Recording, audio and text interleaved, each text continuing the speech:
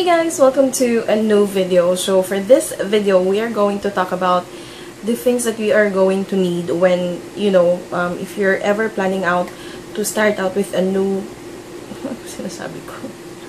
If you're ever planning out to start out, if you're ever planning,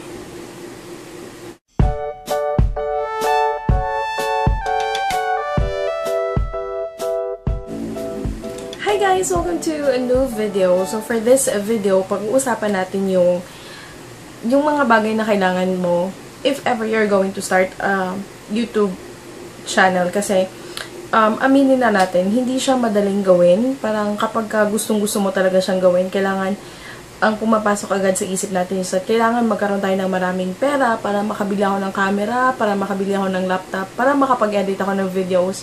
Well, for this video, I'm going to show you how I started out with my YouTube channel and how I'm doing things when it comes to this channel because, I'm a poor girl and yeah. Okay, so kapag ka nagsastart ka ng YouTube channel mo, or yung unang-unang kakailanganin mo, of course, kasi nga YouTube siya, di ba? Kailangan mo ng something na kukuha ng image or ng camera, or kailangan mo ng something, kailangan mo ng camera basically. So, marami yung gumagamit ng digital camera, marami yung gumagamit ng DSLR. But in my case, since I don't have that enough money to buy yung mga stuff na yun, what I'm using in the meantime is actually my phone. This is a Samsung Galaxy S4 and I'm actually using the front facing camera kasi kapag ginagamit ko yung back camera, medyo mas malapit siya and then nahihirapan akong tingnan yung sarili ko. Parang mas, ang tawag dito, mas ma-effort siyang mag-film kapag ginagamit ko yung back camera. So, hindi siya, kaya hindi siya hindi ganun kaganda yung quality niya. But, this actually works, well now for me, if you're going to ask me. For now, this is what I'm going to use until nakapag-establish na ako ng, ng following ko sa YouTube. So, siguro, yun, kapag ganun na yung level ko, kapag umabot na ako na siguro ng mga 1,000, ganun, siguro pag-iisipan ko ng, actually, nag-iipon na rin naman na ako ngayon. And, to be honest, mas gusto ko yung convenience ng ginagamit yung phone ko when filming. So, that's just me. So, yan. Itong ginagamit ko ngayong camera, wala akong ibang camera ginagamit. Ay, meron pala. Alam ba? Pero yung kapag yung sit-down video na ganito or kapag madali ang vlog, ito yung ginagamit ko, yung Samsung Galaxy S4. Yun. Kapag nagta-travel naman ako, tapos may mga underwater na shots, or kapag gusto ko yung medyo malawak yung nakukuha kong camera, ito yung ginagamit ko. Matagal na to, medyo matagal na, and medyo luma na nga siya. This is an SJ Cam, SJ 5000 Plus na may Wi-Fi. Ayan. So, kapag underwater, itong camera na to, hindi ko siya masyadong gusto kapag beach, yung white sand na beach, yung kinukunan, kasi parang masyadong yellow yung kulay ng sand sa kanya. Pero, ang ganda-ganda nito kapag underwater na footages, tapos maliwanag yung araw, sobrang ganda nitong kumuha ng footages. Hindi ko siya ginagamit, basically, kapag ang tawag dito, kapag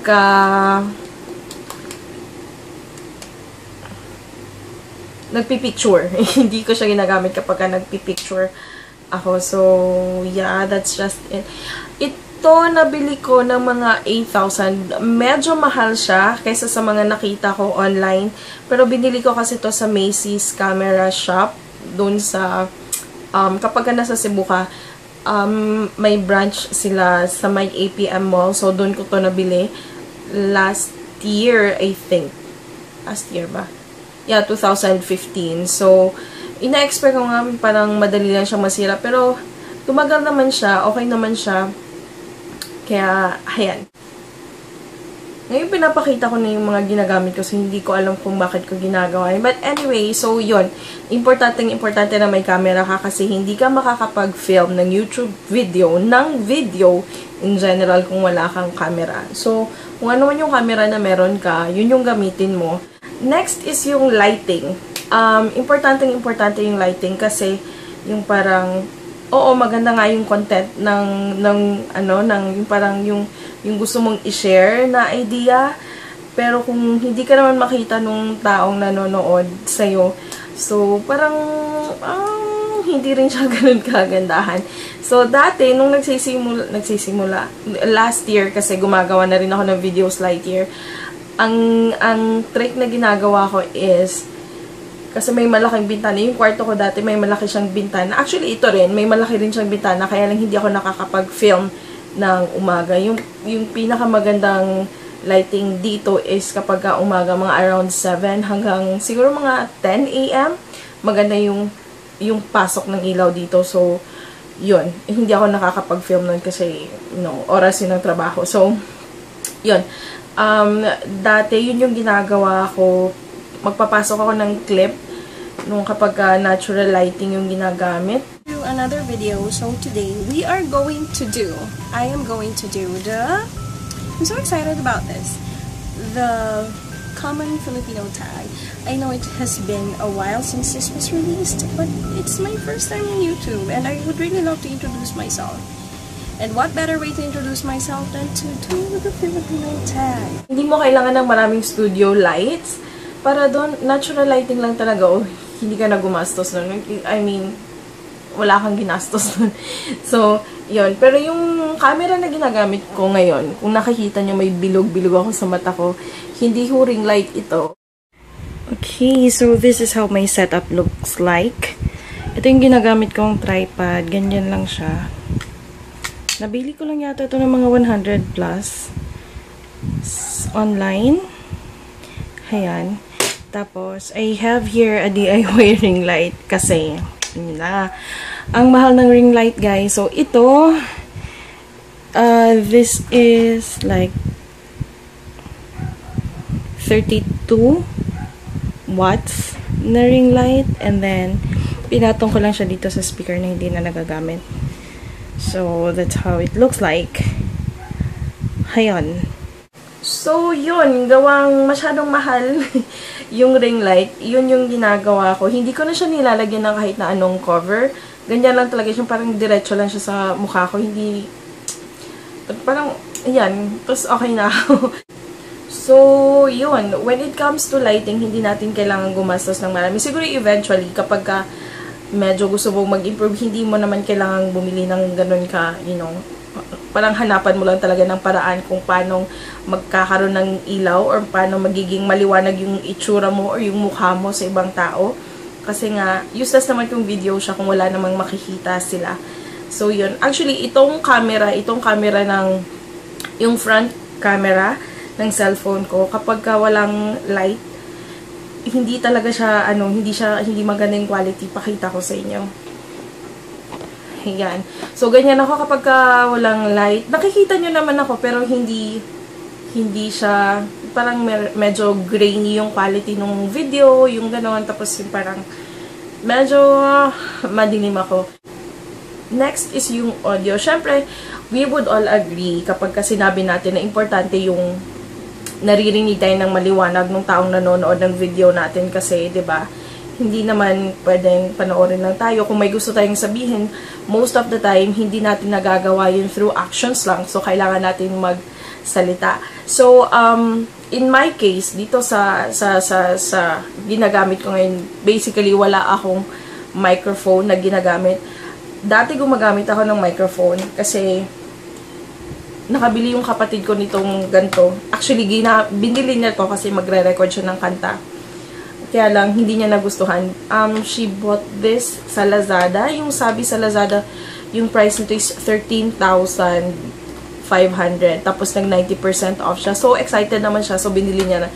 Nung dumating, hindi niya nagustuhan. Kasi parang, hindi naman siya. For 13,000, parang hindi ganun ka-effective yung kanyang, ang tawag dito, hindi siya worth it ng 13,000. Pero binili niya to ng mga 1,300 lang. Hindi ko to ginagamit kasi parang wala namang difference na nagagawa sa quality ng audio ko. Mabuti nga rin na yung camera na gamit ko or yung phone na gamit ko is yung S4, yung Samsung, kasi feeling ko malakas yung audio ng Samsung. Okay naman siya kapag pinapakinggan ko siya sa ibang ano. I-try natin gamitin tong mic na to. Tingnan lang natin kung may difference. Kasi ako personally, hindi ko nakikita yung difference. So, lalagay ko siyang ganyan. Saan ba? Ayan. Hello. So, yan. Papakita ko sa inyo para lang, you know, sana, ano, kakanta ba ako? Ano? Pero, ayan, ganito yung tunog niya. Hindi ako sure kung magkakaroon siya ng difference kasi sabi ko nga, hindi ko na siya ginagamit kasi parang naging okay na sa akin yung audio nung cellphone na ginagamit ko. Napansin ko rin ako, kapag nanonood ako ng video, medyo may impact sa akin yung background nung taong pinapanood ko. Yung parang kapag hindi masyadong maganda yung background, parang nawawala din ako ng ganang manood. I mean, hindi naman talaga maganda yung background ko kasi, you know, nilagyan ko lang ng ilaw dito. So, yun. Gawang wala nga akong pera pambili ng mga pang background, ganun. So, yung ginagamit kong tela is, yung parang mumurahing tela lang, tawag. Inalis ko na kasi yung mga tela na yun na ginagamit ko. Meron ako nun in white, tapos meron ako in black, kung napansin nyo. Tapos, meron din ako na pink. Meron akong pang Christmas pa akong ganun. Kaya lang kasi, mula nung pininturahan ko yung background ko, I did not find it important to cover it up. So, yun. Kaya, nilabas ko na lang din sila kasi parang hindi ko naman sila gagamitin for anything else. So, pumunta naman tayo ngayon sa editing part ng process. Doon sa editing, ako lang din yung gumagawa ng editing, and most of the time, yung ginagamit ko is yung phone ko din, yung Samsung Galaxy S4. So, yun yung ginagamit ko for editing. Yung software na ginagamit ko is ito, itong KineMaster na to. I love using this software kasi, or I love using this editor kasi dun siguro ako nasanay. Tsaka napaka-convenient niyang gamitin. Nakatry na ako dati yung Viva Video tsaka yung Power Director. For some reason, hindi kami nagja-jive masyado. So, mas nagsistick ako dito sa KineMaster na to. Pasensya na sa watermark, pero yun. Actually, libre siya. Kapag ka-download mo siya, libre siya ng I think 14 days yata, or 1 month, if I'm not mistaken, ng walang watermark. Na ngayon, kung gusto mo pa rin siyang gamitin ng walang watermark, unfortunately, kailangan mong magbayad. Yung subscription niya per month is, I think, around 200 plus. Pwede mo rin siyang bilhin ng isang buwan, which is for 330, I think. Ilalagay ko na lang siya dito. Tapos, kung gusto mo siyang mabili ng 1 year, mga around 1,700 yung price niya. So, ganong range. Yun yung ginagamit ko. So, ayan. So, malamang kapag nakikita nyo to, ibig sabihin hindi ako nakabayad. So, pagtsagaan nyo na lang muna itong video ko na may watermark. Naghihirap kasi ako. So, those are the stuff that I'm using. I hope naging informative ako dito sa video na to. Kung may mga tanong kayo, let me know in the description box. Or, no, in the comments box below. Tapos, ano pa ba ako? Basta, mag-comment na kayo na mag-comment. If you haven't subscribed to this channel yet, please do go ahead and click on the subscribe button. If you're on your mobile, I think it's here. And kapag hindi naman, hanapin nyo lang yung subscribe. And let's be friends! So, yeah. I think that's all it for this video, guys. Thank you very much for watching. I'll see you again on my next video.